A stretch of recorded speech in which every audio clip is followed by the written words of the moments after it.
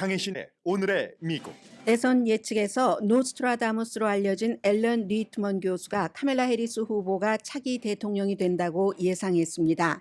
여론과 오피니언이 아닌 역사적인 13가지 요소로 차기 대통령을 예측하는 리트먼 교수는 법원에서 대통령을 결정한 엘고 패배를 제외하고 트럼프 승리를 포함해 모든 대선 당선자를 정확하게 맞췄습니다. 미국의 보수 미디어가 클렘린의 캐시 거의 $10,000,000를 받고 운영했다고 법무부가 발표했습니다. 클렘린의 목적은 친러시아, 친트럼프 컨텐츠로 미국인의 영향력을 미치는 것으로 오피니언 리더들이 유튜브를 통해 약 2,000개의 친러시아, 친트럼프 컨텐츠를 퍼뜨렸다고 월스트리트저널이 보도했습니다. 트럼프 후보 측의 해리스 후보에 대한 네거티브 공격이 주요할 수 있다는 전문가 분석도 많이 나옵니다. 반면 공화당은 정상적인 당이 되려면 트럼프가 해리스에게 저도 크게 져야 한다는 내부의 목소리도 들리고 리스 체니 전 공화당 하원 의원은 트럼프 거부를 넘어 해리스 후보에게 투표하겠다고 밝혔습니다. 트럼프 후보는 팍스의 션 해니티와 타운홀 미팅에서 한결같은 거짓 주장을 했고 청중은 환호했습니다. 제일 먼저 틱톡 금지를 주장했던 트럼프 후보는 오늘은 틱톡을 지키고 싶으면 자신에게 투표하라고 호소했습니다. 해리스 후보는 다음 주 화요일에 있을 엄청 중요한 대선 후보 토론을 준비 중입니다. ABC 텔레비전이 주최하는 토론에서는 트럼프 후보 뜻대로 말하는 후보의 마이크만 켜기로 합의했습니다. 4명을 살해하고 9명에게 부상을 입힌 14살의 조지아주 하이스쿨 총격 사건 범인은 성인 재판을 받게 되며 사건 동기와 총을 어떻게 손에 넣게 됐는지는 아직 밝혀지지 않았습니다. 올 들어 29번째인 대량 총격 사건이 대선의 중심까지 갈지는 모르겠지만 다음 주에 열릴 대선 후보 토론의 중심 주제가 될 것은 분명해 보입니다. 트럼프와 해리스 후보의 세금과 관세 정책에 따르면 큰 부자는 어떤 경우에든 돈을 세이브하지만 큰 부자가 아닌 사람은 관세 때문에 돈을 많이 잃게 됩니다. 주식시장 분위기는 올 봄과는 완전히 달라졌습니다. 낙관도 비관도 모두 투자가들의 기분에 좌우되고 있습니다.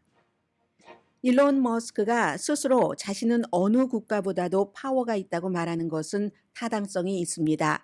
그러나 그가 꼼짝 못하는 국가는 중국이고 X를 소유하고 큰 마이크를 얻은 것도 일론 머스크에게는 좋은 듯 보이지만 결국은 소셜미디어도 전통적인 미디어처럼 규제할 수밖에 없는 시점에 왔습니다.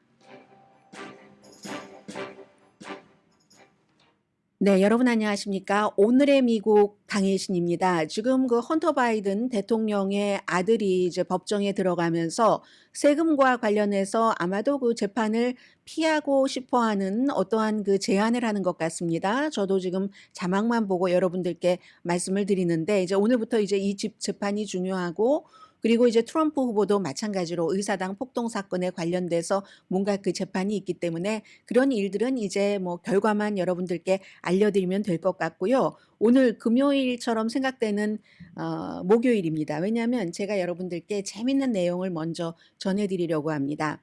그냥 재미로 들으셔도 좋고 뭐 이 사람이 얘기하는 13가지 그것을 가지고 정말 일반 사람들도 그 기준이 맞다면 다음 대통령이 누가 될 것인가 하는 것을 한번 생각해 보실 수도 있고요. 저와 함께 즐겨주시기 바랍니다. 그 전에 먼저 제가 정말 이렇게 웃을 때가 아니죠. 조지아주에서 어제 그 총격 사건이 있은 뒤에 얼마나 많은 그 한인 학부모님들도 자녀분을 학교에 보내실 때 오늘은 남다른 그런 느낌이 있으셨잖아요. 우리 아이가 안전하게 학교에 가서 아주 좋은 것 배우고 느끼고 신나게 놀다가 집으로 돌아왔으면 좋겠다. 다른 것 다 제외하고 안전하기만 하거라 하는 모든 미국의 학교 다니는 자녀가 있는 부모들의 오늘 마음이 아마 그럴 겁니다. 그리고 이제 그 많은 분들이 희생을 당하셨기 때문에 조의도 표하고요. 그 부분에 대해서는 제가 잠시 뒤에 광고 나가고 나서 여러분들께 말씀을 드리겠습니다. 대선에서 노스트라다무스로 알려진 이런 교수 엘렌 리트먼 교수는 이제 4년마다 한 번씩 잘 우리들에게 알려지잖아요. 어메리칸 유니버시티의 교수인 이분이 수십 년 동안 본인의 모델로 이 대통령을 측정을 해서 틀린 적이 딱 한 번밖에 없기 때문에 트럼프도 맞췄고 엘고어는 그건 내 잘못이 아니야. 법원에서 그 엘고어가 아니라 아들 부시의 손을 들어줄 줄 누가 알았단 말이야. 교수님이 이렇게 얘기하십니다. 77세예요. 그리고 이분이 만들어 놓은 모델에 따라서 차기 대통령은 카멜라 해리스가 된다 하는 건데 이분이 이제 동료 물리학자든가요? 그분과 함께 지구 물리학자 블라디미르 카일리스 보록 이분과 함께 만든 모델입니다. 보통 우리가 여론조사를 많이 말씀드리잖아요. 제가 어제 말씀드렸죠. 여론조사가 의미가 있을 때만 조금 자세히 말씀을 드리겠습니다 했는데 대선의 여론조사라는 게 사실은 시작된 지가 60년 정도밖에 안 되고 그리고 대선이라는 게 늘 있는 게 아니잖아요. 4년마다 한 번씩 있는데 60을 나누면 15번밖에 안 되는 거죠. 뭐 예를 들어 물가라든가 사람들의 마음이라든가 무슨 뭐 미래에 대한 선호도 이런 조사는 수없이 아무 때나 수시로 할 수 있기 때문에 그 여론에 따른 예측이 좀 정확한 편입니다. 물론 요즘은 세계적으로 과학적인 여러 가지 모델을 바탕으로 하기 때문에 정치에 관한 여론조사도 상당 부분 맞기도 하지만 그 여론에만 집착하기는 뭔가가 좀 안 된다는 그런 거예요. 그래서 이 교수는 13가지 키라고 본인이 얘기를 하고 있는데 그 13가지 키로 1984년부터 지금까지 이제 뭐 거의 맞춘 거잖아요. 그렇기 때문에 노스트라다무스다라고 얘기를 하는데 120년 동안에 대선 결과를 바탕으로 역사학자니까 역사를 중심으로 13가지 질문을 하는 겁니다. 13가지가요. 첫 번째는 중간 선거에서의 승리, 그리고 당에서 그 사람에게 모든 것을 줬는가? 두 번째가 예비 선거, 그다음에 이제 번호는 부르지 않겠습니다. 제3당 단기 경제, 장기 경제, 정책 변화, 사회적인 불안, 백악관의 스캔들, 외교 정책 실패, 외교 정책 성공, 12번째가 현직의 카리스마, 13번째가 도전자의 카리스마거든요. 이 13가지 가운데서 카멜라 해리스가 지금까지 갖지 못한 실패한 것은 3가지라고 얘기를 합니다.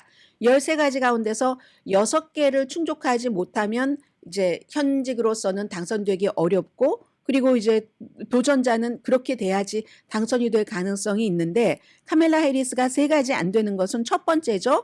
이게 이제 당으로부터 위임을 받았는가 중간 선거에서 승리했는가를 한꺼번에 묶었는데 당으로서는 나중에 이제 위임을 받긴 했지만 중간 선거에서 이제 민주당이 지난번에 잘하기는 했지만 그래도 의석을 빼앗겼잖아요. 하원에서도. 그러니까 여기서 지금 안 된 거고 이 해리스의 당이 그리고 현직으로서의 그 카리스마가 지금 이제 뭐 바이든은 아니지만 그 카리스마가 부족하다. 당의 위임을 이제 완전히 나중에 받았지만 그런 게 아니고 중간 선거 그렇고 현직으로서의 카리스마가 부족하다. 이런 부분 3개만이 부족하다는 겁니다.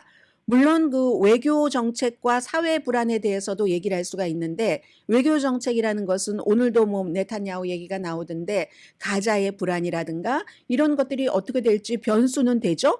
그리고 사회적인 불안은 그 사이에 이제 여러 가지 이스라엘 하마스 전쟁이나 이런 것 등으로 사회적인 그 시위가 있었지만 이게 불안해 보이기는 했어도 완전히 여기서 끝이다 할 정도로 가지 않았다는 얘기입니다. 그리고 이렇게 그 제3당 후보에 대해서는 이제 로버트 케네디가 없어졌기 때문에 의미가 없다. 보통 제3당인 후보에 대한 것을 굉장히 이제 오버해서 거기에 점수를 많이 주는데 이미 로버트 케네디도 사라졌고 그러니까 이 교수는 트럼프에게 미칠 영향도 별로 없다고 보는 것 같습니다. 지지율이 어차피 뭐 10% 되는 다른 또 제3당의 후보가 없기 때문에 단기 경제 괜찮고 장기 경제도 누가 뭐라고 할지라도 단기 경제나 장기 경제가 지난 그 2번 다른 대통령들의 임기보다 좋았다는 것을 얘기를 합니다. 정책 변화는 뭐 기후 변화에 트럼프가 빠져나왔다가 파리에 다시 가담한 거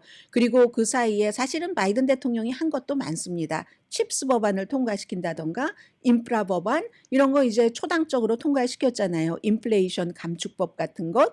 그리고 백악관의 스캔들을 얘기를 하는데 오늘 이제 헌터 바이든이 법정에 갔는데 이 스캔들은 일반인들에게 적용이 안 된답니다. 영향을 못 미친다고 역사학자는 봅니다. 왜냐하면 지금 뭐 한국도 뭐 대통령과 대통령 와이프 얘기가 있지만 대통령 그 자신의 대통령 중심의 스캔들이어야지 되기 때문에 여러 가지 얘기를 이리저리 엮을 수는 있지만 결국은 그게 대통령 중심이 아니라고 얘기를 합니다. 그렇기 때문에 이제 해리스가 6가지에서 실패를 해야지 패배를 하는데 그렇지 않기 때문에 이제 해리스가 당선이 될 것이다. 그리고 이제 사실은 이 13가지 가운데서 딱 2가지만 후보 자체와 연관이 직접적으로 있는 것이라고 얘기를 하죠. 그게 이제 지금 현재 해리스 후보의 카리스마와 트럼프의 도전자의 카리스마, 이제 마지막에 이걸 얘기했잖아요. 트럼프 어떤 식으로든 카리스마가 있다. 해리스 아직 잘 알려지지 않았고 카리스마가 없다. 이제 이런 점들을 지적을 했습니다. 그래서 이제 카멜라 해리스가 굉장히 많이 기다렸어요. 지금 이 내용을 많은 뭐 드러지 리포트라든가 그런데 아직은 뭐 연합뉴스에서 보도하지 않은 것 같고요. 제가 들어오기 전까지는. 그런데 기다리고 있었던 그런 매체들은 지금 보도를 했고요. 재미로 여러분들 재미로 뭐 일어나지 않는 일을 누가 알겠습니까? 이 교수가 다 이런 것을 해놔서 지금까진 맞았지만 또 다른 국제적인 요소, 변수가 어디서 어떻게 나올지 알 수 없으니까 그리고 어제 일어난 그 총격 사건도 사실은 이게 대선과도 연관이 있을 수도 있죠. 물론 아직 2달 남기는 했지만 당장 토론에 영향을 미칠 때니까 그래서 알 수는 없지만 그냥 재미로 여러분들께 말씀을 드렸습니다. 관련해서는 리즈 첸이라는 공화당 그 하원의 서열 3위였었던 연방 하원 의원이 어제 트럼프는 너무나 위험해서 내가 그 트럼프를 지지하지 않는 데서 넘어서 해리스 후보에게 투표를 할 것이다. 이런 발표를 했었고요. 그 기대하고 고대를 하는 다음 주 화요일에 로스앤젤레스 시간으로 저녁 6시부터 2번 중간에 광고 있고요. 90분 동안 이어질 트럼프 후보와 해리스 후보의 ABC 방송의 그 토론은 마이크는 말하는 사람 것만 켜고 상대 후보는 끄기로 했습니다. 이 트럼프의 뜻이 받아들여진 거고 그리고 사실 지난번에도 CNN 방송과 트럼프 바이든 토론할 때도 그렇게 했죠. 그때와 똑같이 메모, 뭔가를 적은 메모를 가지고 들어갈 수 없고요. 또 뭐가 있나요? 청중은 없습니다. 이렇게 해서 이제 ABC에서 진행이 되고 그 유명한 그 데이빗 뮤어하고요. 그 월드 뉴스 투나잇 그리고 이제 ABC 그 뉴스 라이브 프라임 그 앵커 그 린지 데이비스 2사람이 진행을 맡게 됩니다. 어제 이제 그 전에 트럼프가 그 박스와 이제 서로 합의를 하고 이 ABC 전에 박스하고도 하자 했는데 해리스가 그건 안 받아들였잖아요. ABC는 그 전에 바이든 때 이미 합의를 해놓은 것이고 그러니까는 이거 봐 하자는데 안 해 뭐 이러면서 어제 그 션 해니티와 타운홀 미팅을 했는데 이틀에 나눠서 하던데요. 오늘 이제 청중들의 질문 그 부분은 오늘 방영을 한다고 하는데 션 해니티와 트럼프의 대화에서는 트럼프 그 후보가 들어갈 때부터 그러니까 입장할 때부터 막 그 환호가 대단했습니다. 뭐 USA 트럼프하고 트럼프 후보가 말할 때마다 환호를 했어요. 그리고 카멜라 해리스 후보와 바이든 대통령을 욕할 때마다 또 환호를 했습니다. 이런 청중들을 ABC의 토론에서도 트럼프는 원했지만 그것은 이제 받아들이지 않았고요. 어제 이제 그 같은 타운홀 미팅을 하면서도 며칠 있다가 이 ABC 방송에 나가서 그 토론을 해야지 되는데도 ABC 가짜 뉴스라고 엄청나게 막 최악이라고 공정함에 있어서는 최악이다. 미리 자리를 깔아두는 것 같아요. 그래서 이제 그런 얘기를 했고 그리고 weird라는 단어에 굉장히 집착을 하고 있다는 것을 알 수가 있었습니다. 이제 그 팀 월즈라는 민주당의 부통령 후보가 이상해. JD 벤스도 weird 정말 괴상하지 않아? 트럼프도 weird 뭐가 이상해? 그 팀 월즈가 이상하지. 그리고 팀 월즈의 형이 나를 지지하는 것이 나는 너무너무 좋다. 뭐 이런 얘기를 막 하면서요. 뭐 어떻게 형이 그 동생은 지지하지 않고 근데 본인의 얘기는 안 합니다. 본인의 가족들도 본인 지지하지 않는 그런 가족들이 있잖아요. 책까지 쓰고 인간이 어떻다 하고 막 밑바닥까지 보여주는 그런 것은 말하지 않고 그리고 해리스가 대통령이 되면은 그 1929년 대공황이 될 것이다 했는데 이 부분에 대해서는 제가 뒤에 좀 말씀을 드리겠습니다. 보통 그 돈에 관한 정책하면 세금 정책과 관세 정책을 들을 수가 있잖아요.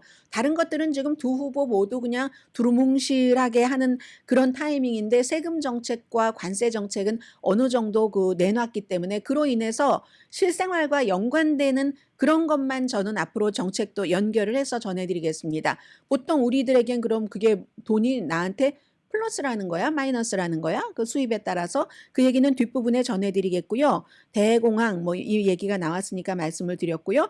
굉장히 터프한 인터뷰였다. 션 해니티가 그러던데 에이 이거 선거 유세 같던데요. 뭐 어디를 가든 그 팍스만큼 이 트럼프 후보가 대우받을 수 있겠습니까? 저는 그걸 보면서 두 사람이 다 참 그 성격이 좋은 건지 비유가 좋다. 이렇게 생각을 했습니다. 왜냐하면 션 해니티도 팍스가 거짓말 잔뜩 뿌려서 거의 뭐 8억 달러를 이제 그 법적인 판결을 받아서 그 도미니언 보링 시스템에 돈을 냈잖아요. 벌금을 냈잖아요. 그런 때 그 법적인 그 기록을 보면 션 해니티가 얼마나 트럼프를 욕했어요. 뭐 정말 후진 사람으로 취급하고 트럼프 주변 인간들이 하는 얘기는 본인이 1초도 믿지 않는다고 뭐 변호사가 한 얘기도 1초도 믿지 않는다. 이렇게 얘기하더니 또 지금 또 그 본인이 그 해야 되는 일에서 돈 벌고 뭐 이렇게 하고 하는 게 좋으니까 서로 너무 또 이렇게 막 분위기 좋게 맞춰가는 거 보니까 야, 정말 얼굴이 표면이 참 좋다. 이런 생각도 하고요. 그렇게 막 그 션 해니티 터커 칼슨이 돌려깎기를 하다가 이렇게도 사람들이 변할 수가 있구나. 뭐 그런 생각이 저는 조금 들었고요. 그리고 또 뭐가 있나요? 팍스는 계속 그럽니다. 예를 들어서 제가 엊그저께 트럼프가 뭔가를 누구른가를 비난을 할 때 진행자가 가만히 있었습니다. 마크 레빈이 이렇게 얘기했잖아요. 그런데 이제 그 같은 인터뷰에서 마크 레빈도 이 트럼프에게 그 팍스예요. 암살 미수 사건 그것도 분명히 신이 당신을 살려주신 것을 보면은 분명히 신이 당신에게 어떠한 그 뭔가를 맡기는 게 있을 겁니다. 아니 인터뷰를 하면서 인터뷰하는 사람이 트럼프 후보에게 그렇게 얘기를 했다니까요. 그게 팍스의 진행자니까 가능한 것이고 거기에 이제 더 나가서 트럼프 후보는 이제 신을 자꾸만 연결을 시킵니다. 왜냐하면 그 낙태에 대해서 본인의 입장이 자꾸만 왔다 갔다 와블리 하니까 보수적인 복음주의자들이 싫어하잖아요. 그러니까 이제 어제는 그런 얘기도 하던데요. 뭐 신이 나에게 이 나라를 뭐 바로 잡으라고 바로 세우라고 하시는 것처럼 뭐 들린다나요? 뭐 이런 식으로 아무튼 얘기를 했고 그리고 팍스에서는 팍스만 보시는 분들은 그제도 보니까 하루 종일 카멜라 해리스의 억양을 가지고 이제 계속 얘기를 하던데 뭐 아침 프로그램부터 중간 저녁까지 계속 그러다가 이제 백악관 출입 기자까지 그게 이제 그 카멜라 해리스와 바이든 대통령이 펜실베니아주에서 노동자들의 권리 같은 것을 얘기를 할 때요. 월요일 날 그때 이제 you better BETTA라고 쓰고 뭐 발음은 거의 better와 비슷하잖아요. you better 뭐 이렇게 얘기 그게 그렇게 하는 게 좋을 거야. 노동자가 열심히 잘했고 막 이런 얘기를 할 때 you better 뭐 이렇게 얘기를 하니까 그걸 계속 틀어주면서 이게 you better You had better. 얘 줄임말이잖아요. 그러면서 아니 저 사람이 뭐 미시건에 가서는 미시건의 억양으로 어디 조지아에 가선 조지아의 억양으로 한다면서 그걸 막 틀어주고 트럼프는 진행자 둘이 얘기를 하는 거예요. 프로그램마다 다. 그리고 만약에 여기에 게스트가 있으면 꼭 흑인 게스트를 놉니다. 카멜라 해리스가 어쨌든 흑인계니까 흑인 게스트를 놔서 그 흑인 게스트가 흑인 후보를 욕하도록 합니다. 그러면서 이제 이 얘기를 계속해요. 아니 트럼프는 그러면 또 한 사람이 트럼프는 절대 그러지 않아. 언제 어디 가서 연설할 때도 뉴욕의 액센트만 사용을 해. 막 이게 지금 대선 후보들의 이 중차대한 시간에 팍스가 하루 왼종일 이거를 해야지 되냐고요. 그러다가 이 백악관의 출입 기자도 또 이 얘기를 물어보니까 백악관의 대변인이 넘어갑시다. 우리 다음 질문. 뭐 질문의 가치도 없다. 뭐 이런 식으로 그 정도로 굉장히 지금 팍스에서 이 트럼프 전 대통령에게 무척 그 잘해주고 있고요. 또 하나는 이런 것들도 이 그 코리안 아메리칸으로서는 투표를 하실 때는 생각을 하셔야 될 것 같습니다. 그리고 혹시 이 오늘의 미국을 미국 바깥에서 보고 계시는 분들도 미국의 인종 문제는 굉장히 중요합니다. 여러분들께서 언제 어떤 형태로 미국을 방문하시든지 여러분의 가족, 자녀들이 공부를 하고 여기서 취업을 하고 사시든지 이 인종 문제가 너무나 중요한데요. 이게 이제 흑인 이런 문제 쭉 얘기하면서 흑인들이 나를 지지해야 된다. 뭐 내가 여러분들에게 잘해준다. 하지만 공화당은 색깔이 그게 아닙니다. 예를 들어서 흑인 같은 경우도요.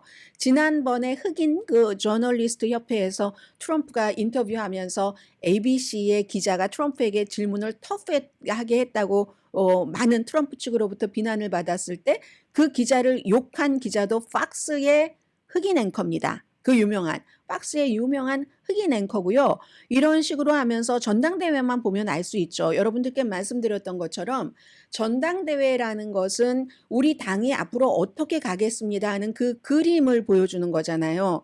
민주당 전당대회에서는 정말 텔레비전으로 저는 나흘 내내 봤으니까 이제 다 보이는데 앤디 김 연방 하원 의원도 거기서 연설을 했죠.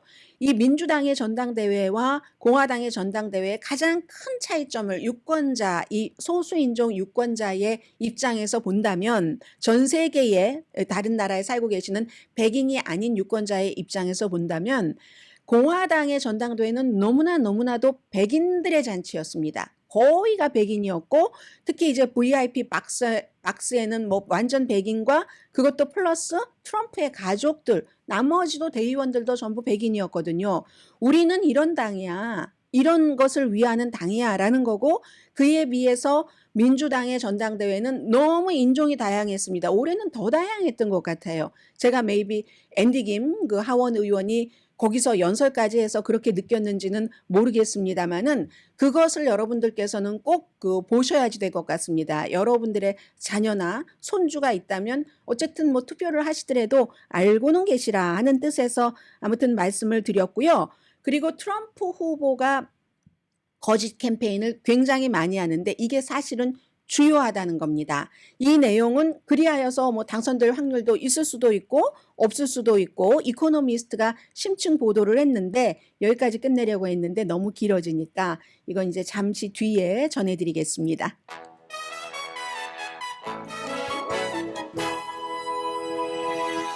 야, 이게 사람이 이렇게 알지 못하는 것을 알게 되는 경우가 있습니다.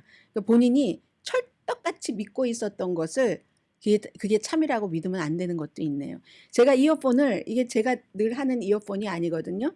뭐 어디다가 뒀는지 안 보여가지고 잃어버려가지고 오늘 미리 준비를 안 해놨거든요. 이 스튜디오 안을 제가 새벽에 와서 미리 준비를 할 게 많으니까 다 해놓고 하는데 오늘 깜빡 잊었어요.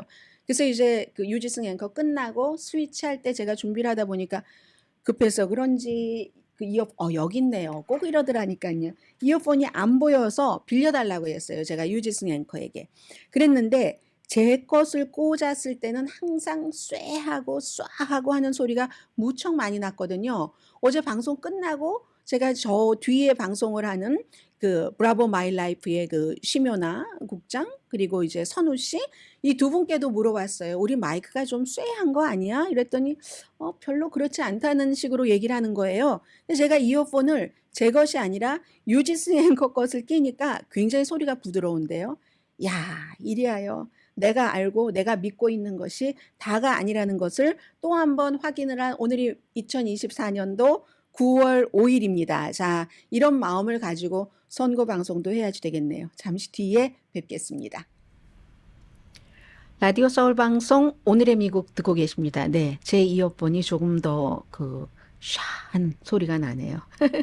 그런데 또 그것도 또 다 장단점이 있는 것 같다라고 생각이 되고요. 오늘 그 애틀란타 저널 그 컨스티튜션 그 신문을 보면은 상상할 수 없는 그런 상실 제목이 그렇습니다. 예, 그래서 이제 학생들, 부모님들 전부 그 촛불 하나씩 들고 가눌 수 없는 그런 그 마음 전체적으로 전부 일면은 꽉 채웠습니다. 이번에는 우리 홈타운이네. 이런 사건이 그동안 뭐 텍사스 뭐 유발디라든가 플로리다주의 파클랜드라든가 커네디컷주의 뉴헤븐, 뭐 초등학교 또 고등학교에서 많은 총격 사건이 일어났기 때문에 오피니언도 오늘은 일면 앞으로 가지고 왔고요. 도대체 이 14살의 용의자에 대해서도 이 사건이 이제 전부 알고 계실 것 같고요. 어제 이제 이 시간에 잠깐 말씀을 드렸었던 결국 14살짜리 용의자가 학교에 총을 가지고 가서 같은 14살인 두 명의 학생 숨졌습니다. 그리고 39살과 또 쉬운 몇 살이든가요? 53살 선생님도 숨지셨고 9명 부상당했는데 선생님 1명, 나머지는 학생인데 전부 이제 이분들은 뭐 생명에 지장이 있는 그런 정도는 아니랍니다. 이 학교가 아팔라치 하이스쿨 와인더에 있는 아팔라치 그 하이스쿨인데 2000년도에 오픈을 해서 학생들 1900명이고요. 당연히 내일까지 휴교죠. 어떻게 AR-15을 14살 이 용의자가 갖게 됐는가? 몇 분 만에 체포됐죠? 이 애틀란타 저널 컨스티튜션은 자수 뭐 이런 표현도 쓰고 있던데 당연히 살인 혐의로 기소도 됐고요. 그리고 이제 성인 재판을 받게 됩니다. 주마다 다 법이 다르기 때문에 이게 조지아주가 그러네요. 다른 건 모르지만 총기법에 대해서는 미국에서 가장 약합니다. 총기 규제라든가 이런 게. 근데 벌을 주는 건 강하군요. 14살인데 성인 재판을 받게 된답니다. 지금 이제 도대체 동기가 무엇인가, 총을 어떻게 갖게 됐는가는 수사를 하는데 하나의 실마리는 2023년도에 FBI에 제보가 들어와서 동네 이제 쉐리프가 이 아버지하고 그때 13살이었겠네요. 조사를 했다고 하죠. 근데 아버지가 집에 총이 있다. 사냥총이 있는데 뭐 나의 허락이 없이 그 접근을 할 수가 없어 해서 이제 이 아이를 체포하지 않았는데 어떤 제보였냐면 인터넷에 학교에 이제 총격 피해를 입히겠다, 학교를 공격하겠다고 위협했었던 거거든요. 근데 당시에 이제 13살이기도 하고 뭐 아버지의 얘기도 있고 하니까는 이제 아무런 일이 없이 끝났다가 이렇게 된 거고 그 밖에도 조지아주는 이렇게 부르네요. 가정 어린이국 Family and Children's Service에서도 전에 이 10대와 연락을 해서 어떤 그 조사를 한 적이 있다는 겁니다. 그러니까 아직까지 지금 새로운 내용은 하나도 나오지 않고 있어요. 브라이언 캠프 주지사가 maybe 트럼프와 라스베가스에서 만나기로 했나요? 트럼프도 이번에 일정이 라스베가스 포함되던데요. 토론 전에 방문하는 일정이. 거기에 이제 공화당 주이시 협회에서 어떤 회의를 해서 갔다가 돌아왔잖아요. 어제 주에 이런 일이 있으니까. 2023년도 지난해가 대량 살상 사건이 미국에서 가장 많이 일어났었던 겁니다. 범인 빼고 4명 이상이 숨지거나 다친 총격 사건 42건이 일어나서 사망자가 217명이었거든요. 올해는 지금까지 29건 일어나서 127명인 겁니다. 그러니까 이제 애틀란타 저널 컨스티튜션이 우리가 또 다른 커네디컷의 뉴헤븐, 또 다른 텍사스의 유발디, 플로리다주의 파클랜드가 됐다. 이렇게 얘기를 하고 있습니다. 트럼프 후보가 이제 이런 때 즉각 얘기를 하진 않습니다. 총기 관련해서 본인이 대통령을 떠난 뒤에 대통령이었었을 때도 누구를 추도한다던가 애도한다던가 하는 것을 거의 임기 몇 년 동안 안 했기 때문에 사람들한테 이 치프가 꼭 군사적인 치프뿐만이 아니라 대통령은 사람들을 이렇게 컴포트해주는 그런 치프이기도 한데 그게 참 부족하다라는 얘기를 많이 들었는데 어제는 아주 즉각 조의를 표했습니다. 그러나 조의를 표하고 나서 씩하고 아프고 정신이 이상된 몬스터, 괴물에 의해서 아주 그 사랑스러운 아이들이 너무 일찍 갔다 이렇게 표현을 했고요. 그러니까 이건 늘 공화당에서 하는 얘기, 총격 사건이 일어나면 총이 문제가 아니다. 총은 아무런 죄가 없는데 사람이 문제다. 그것도 사람도 정신 이상을 얘기를 하는 겁니다. 해리스 후보 어제 이제 선거 유세를 하다가요. 그 텔레프롬프터 보지 않고 이제 이런 일이 있어서는 안 되는데 어떻게 이런 일이 이건 아니지 이런 식으로 얘기를 했어요. 이건 아니지 얘기를 하면서 살상 무기가 어린아이의 손에 쥐어지는 거 언제까지 우리가 이런 그 비극을 당해야지 되는가? 당연히 이제 이걸 보면은 ABC에서 그 토론에서 굉장한 주제가 될 수 있다는 것을 알 수 있고요. 아무튼 여기 사건이 새로운 내용이 없기 때문에 제가 여기까지만 전해드리겠습니다. 아무튼 학부모님들 걱정이 많으시겠어요. 또 제가 어제는 윈드라고 말씀을 드렸는데 참 오늘의 미국을 보고 듣고 계시는 분들께서 저를 키워주십니다. 코리아 룰스 YCK라는 분이 윈더가 아니고 와인더라고 부른답니다. 이렇게 알려주셨어요. 그런데 이 말 표현도 참 예쁘지 않으세요? 윈더 아니고요. 와인더예요. 이게 아니라 당연히 저는 몰랐고 그분은 알았는데도 막 잘난 척하면서 하는 게 아니라 윈더가 아니고 와인더라고 부른답니다. 참 따뜻했습니다. 고맙습니다. 그리고 오늘 이제 또 다른 뉴스는 제가 테네시에서 발행되는 신문들을 막 찾아봤어요. 그랬더니 테네시 안에서만 이 내용이 속에 좀 끼워져 있었고 월스트리트저널이 가장 그 일면에 도드라지게 보도를 했는데 이게요. 한국에서 이제 그 속보식으로 전하다 보니까 조금 혼돈하실 수가 있는데 이게 다른 뉴스인가 아닌데 두 가지가 합쳐진 겁니다. 한마디로 러시아가 클렘린이 그것도 이제 최고의 그것을 관리했던 사람은 블라디미르 푸틴의 측근이 미국 사람들을 조정을 해서 미국의 어피니언 리더들을 이제 스타트업 회사예요. 미디어 회사를 만들어서 친러시아적인 트럼프적인 비디오를 엄청 생산해서 많이 뿌렸다. 유튜브에서 한 2,000개의 비디오로 뭐 1,600만 명 정도가 지금 봤다고 하는데 이게 생긴 지 얼마 안 됐는데요. 그냥 어제 법무부에서 얘기하기로는 US 컴퍼니 1이라고 하면서 이렇게 러시아가 외국인 외국인 에이전트 등록법을 위반해서 미국에 영향력을 미치려고 했다면서 RT 러시아 투데이에 두 사람을 기소를 했거든요. 이 사람들은 이제 유죄가 확정되면 20년 징역형에 처해질 수 있는 겁니다. 친러시아적인 그런 컨텐츠를 심어서 미국에 영향력을 미치려고 이제 법무부는 여기를 더 강조했고 언론들은 그것과 동등하게 그런데 그게 트럼프를 지지하기 위해서까지 강조를 한 겁니다. 해서 이 두 사람의 그 RT의 그 직원 2명이 가짜 신원 위장 회사를 통해서 이제 그 테네시에서 왜 이게 테네시냐면 본사가 테네시에 있어요. 테넷 미디어라는 곳입니다. 테넷 미디어라는 곳에서 미디어 스타트업이에요. 말하자면 여기서 사람들을 모아서 보수적인 미국 유튜브 많이 보시는 분들은 이름 익숙하실 겁니다. 팀 풀이라든가 베니 존슨, 데이빗 루븐 이런 사람들 다 뭐 200 몇십만 명 구독자 있는 그런 사람들이거든요. 한국은 뭐 100만 명, 200만 명 많지만 미국은 그렇지 않거든요. 그래서 굉장한 사람들입니다. 보수적인 그리고 이런 사람들이 본인은 이 테넷 그 미디어에서는 서구의 정치와 문화에 초점을 맞춘 그런 뭐 해설가들 네트워크다 이렇게 얘기하는데 이 사람들이 하는 얘기는 늘 똑같아요. 미국 주류 언론은 믿을 수가 없다. 다 가짜다. 뭐 사악하다. 우리를 믿어야 된다. 내가 말하는 것이 맞다. 이렇게 얘기하면서 트럼프의 여러 가지를 퍼뜨렸다는 겁니다. 이렇게 얘기를 하거든요. 내가 아주 큰 뉴스 회사에서 일했는데 큰 뉴스 회사에서 일하고 성공하면 그런데 안 갑니다. 이름도 모르는 스타트업에 가서 그렇게 안 하죠. 주류 언론은 거짓말만 합니다. 제가 진실을 말하겠습니다 하면서 이런 사람들이 그동안 그렇게 퍼뜨렸다는 얘기거든요. 그런데 이제 이 사람들은 전부 우리는 피해자다. 우리는 그 돈이 러시아 돈이라는 게 확실하다는 거예요. 러시아 돈인지 몰랐다라고 얘기하고 적어도 그럼 이 네트워크의 창업자는 알았겠죠. 그리고 러시아의 목표는 분명한 거고. 친러시아, 친트럼프, 그리고 또 미국을 분열. 물론 국가와 국가 간의 이런 뭐 정보전이라든가 이런 것들이 늘 있습니다. 그런데 이제 러시아처럼 이 정도로 직접적이고 그렇진 않죠. 그래서 월스트리트저널이요.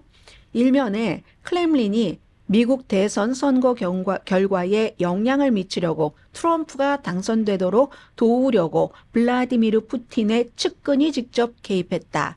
푸틴의 오랜 수석 보좌관인 세르게이 키리엔코가 이 인터넷 웹사이트를 감독을 했다. 미국의 뭐 이런 사이트처럼 보이도록 하는 실제는 러시아와 트럼프만 선전하는 건데 그리고 어제 연방법무부는 수사는 계속된다. 이렇게 얘기를 하고 있습니다. 러시아의 반응은요. 워싱턴에 있는 러시아 대사관은 우리는 절대 아니다. 미국의 내정에 간섭한 적도 없고 앞으로도 개입할 생각이 없다. 이렇게 얘기를 하고 푸틴이요. 어제 어떤 자리에서 이거 농담이죠. 이거 조크한 거죠. 난 해리스를 지지한다. 나는 전에도 말한 것처럼 그때도 조크였겠죠. 바이든이 자신을 살인자라고 킬러라고 했는데 바이든을 지지를 했겠습니까? 바이든을 전에도 지지했는데 바이든이 해리스를 지지한다고 하니까 난 또 해리스를 지지한다. 그리고 뭐 누가 되든지 미국의 결정을 존중하고 특히 해리스의 웃음은 정말로 중독성이 있다. 전염성이 있다. 뭐 이렇게 얘기를 했다는 거거든요. 트럼프는 러시아를 막 제재를 했다 하면서 이런 농담, 이런 또 믿는 분들이 굉장히 많으시겠죠. 그런 분들의 상당 분들은 이렇게 이 같은 그 러시아의 크렘린 돈에서 온 유튜브 쪽에서 뭔가가 나오면 그게 또 특별한 것인가 보다 하고 한국의 유튜브들이 또 이것도 또 몇 차례 건너 뭐 에폭타임스 이런 데를 통해서 해서 여러분들께 전달이 되는 것을 믿으시는 거라고 보시면 될 것 같습니다. 수사는 아무튼 계속된다고 하고요. 그리고 뭐 터커 칼슨 같은 사람들도 마찬가지죠. 엊그제도 보니까 본인의 팟캐스트에서 히틀러는 나쁜 사람이 아니다. 이렇게 얘기하는 어떤 그 본인 스스로가 역사학자라고 얘기하는 사람과 막 인터뷰를 하던데 그게 또 터커 칼슨이 제일 좋아하는 사람이래요. 그러면 또 일론 머스크가 그걸 받아서 X에다 쫙 올립니다. 올렸다가 이거 좀 너무 심했나 싶던지 또 슬그머니 내리기도 하고 그렇기 때문에요. 요즘 보면은 언론은 주류 언론이 다 완벽한 거 아닌 거 압니다. 그리고 요즘 세상에 맞지 않게 좀 너무 길 때가 있어요. 길 때가 있는데 완벽함을 추구하니까 그럴 때는 또 좀 그것보다 단순한 악시오스라든가 아니면 더 힐이라든가 이런 걸 보고 거기서 또 충분하지 않으면 조금 더 현실적인 USA 투데이 같은 것을 보고 나아가서 어떤 지역 매체 같은 것들도 보고 또 그것도 부족하면 약간 우파적이기도 한 리얼 클리어 팔러틱스 같은 데 가서 또 쫙 의견을 보고 드러지 리포트의 그 포털 사이트도 보고 이것도 안 되면 BBC나 뭐 이코노미스트나 아니면 뭐 애틀란틱이나 이런 데도 보고 이렇게 하는 게 맞죠.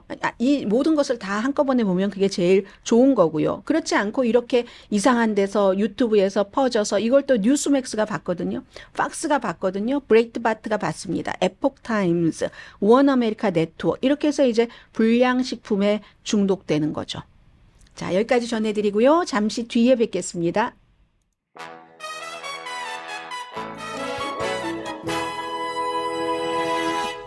라디오 서울 방송 오늘의 미국 듣고 계십니다. 주식시장은요, 완전히 지금 그 봄과 그 기운이 달라졌습니다. 달라져서,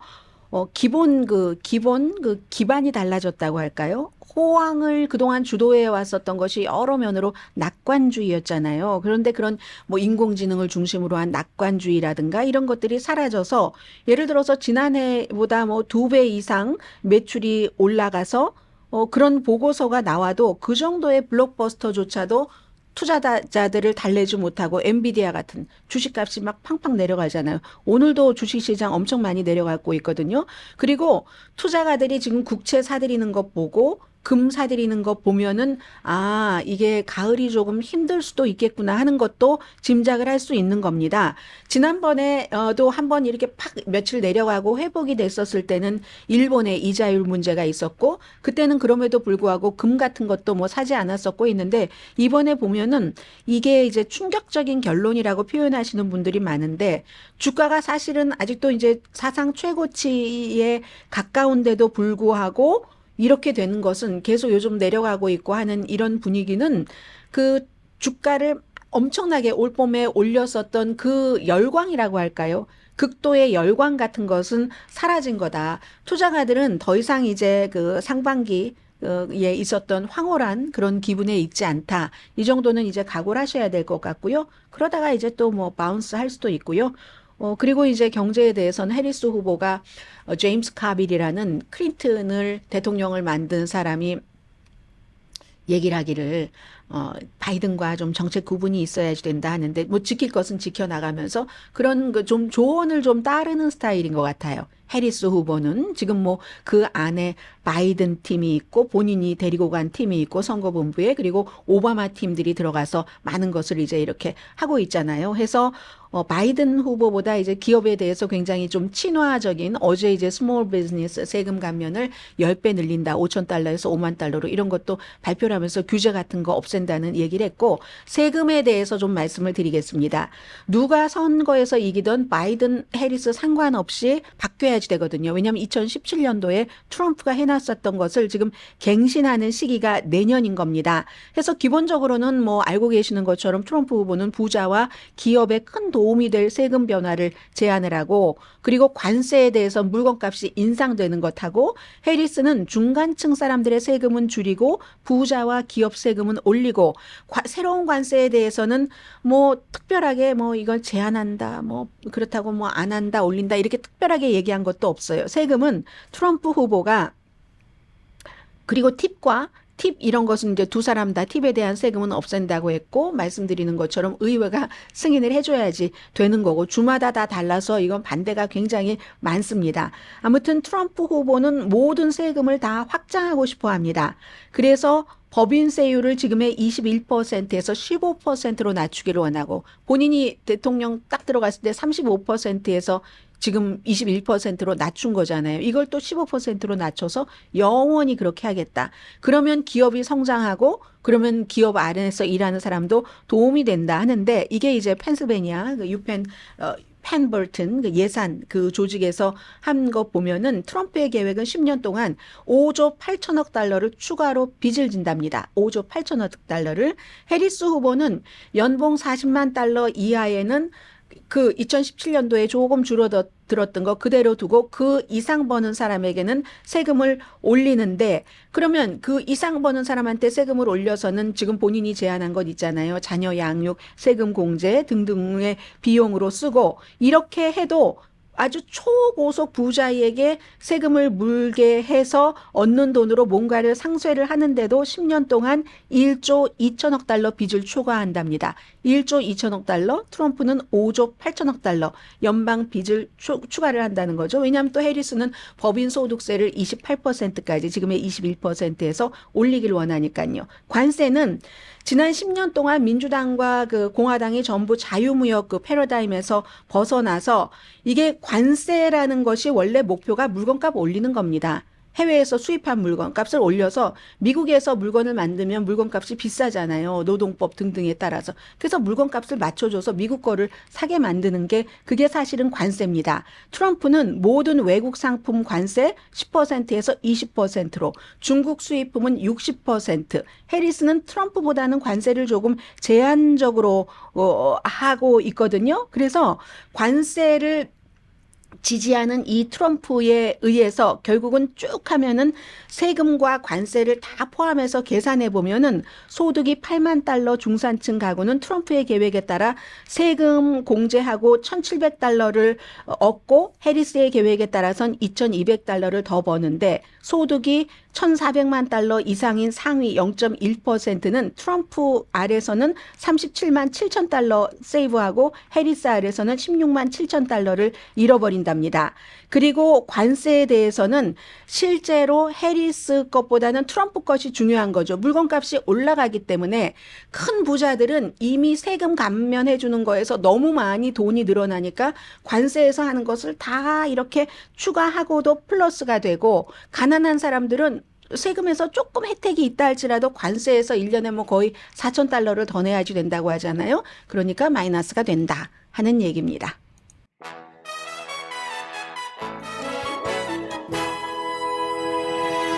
라디오 서울 방송 오늘의 미국 듣고 계십니다. 네, 오늘 아침에 이제 그 트럼프 후보가 틱톡을 지키려면 저에게 투표를 하세요. 카메라 딱 보면서 성조기 옆에다가 두고 그렇게 얘기를 했습니다. 젊은 사람들에게 호소를 하는 거죠. 제일 먼저 틱톡 금지를 주장했었던 대통령이었습니다. 3개월 전에 가입해서 1,080만 명 팔로워가 있고요. 그로부터 두 달 뒤에 카멜라 해리스가 가입해서 500만 명 지금 그 팔로워가 있는데 바이든 대 트럼프 하면은 뒤늦게 트럼프가 합류했는데도 바이든보다 젊은 사람들이 그 틱톡에서 트럼프를 더 좋아했는데 해리스가 들어가고는 해리스를 더 좋아한다 하는 얘기들도 나오고 있고요. 그리고 트럼프 후보가 간단하게 말씀을 드려야지 될 것 같은데요. 트럼프 후보가 왜 네거티브 공격을 하는가? 해리스 후보가 지금 하고 있는 선거전이 한마디로 이런 겁니다. 나는 아직 대통령을 해보지 않았지만 트럼프가 대통령 해봤을 때에 그걸 알지 않느냐. 국민 심판을 해달라 하니까 트럼프 후보가 아니지 너도 부통령이었잖아 하면서 카멜라 해리스를 너무나도 위험한 좌파 최악의 좌파 이렇게 이제 하는 겁니다. 여기에 이제 트럼프 후보는 거의 모든 광고비를 광고비의 57%를 해리스 비난하는 네거티브에 쓰고 해리스 후보는 트럼프를 비난하는 말만 할 수는 없어요. 본인을 알려야지 되니까 광고비의 20%는 트럼프 비난, 나머지는 트럼프와 본인을 이렇게 비교하는 이런 데 쓰는 건데요. 이런 네거티브가 사람들에게 효과가 있을 수도 있다는 겁니다. 그 다 계산을 하고 하는 거예요. 여러 가지를. 어쨌든 그런데 이제 또 중요한 것은 트럼프에 대한 비호감도는 538에 따르면 53%, 해리스에 대한 비호감도는 46%. 이 점은 또 해리스 후보가 약간 유리한 것 같기도 하고요. 일론 머스크와 X와 여러 세계관을 잠깐만 말씀을 드리자면 사실은 일론 머스크가 세계에서 내가 정말 중요한 사람이 하는 말 맞습니다. 미국 국방부도 일론 머스크가 없으면 안 돼요. 스타링크 때문에. 그리고 역시 나사도 일론 머스크가 없으면 스페이스 X 때문에 일하기가 힘듭니다. 그런데 가장 이 일론 머스크가 무서워하는 사람은 중국이에요. 지난번에 중국 탈피한다고 인도 잠깐 가다고 하다가 마지막 순간에 마음을 바꿔서 중국에 가서 막 상하이에 엄청 큰 공장을 세우고 모든 사람들을 다 비난하면서 일론 머스크가 유일하게 무서워하는 사람은 시진핑입니다. 시진핑 비난을 안 해요. 그리고 또 이스라엘에 대해서도 이스라엘 네탄야후 허락 없이 가자 지구에 스타링크 안 한다고 하죠. 강혜신이었습니다.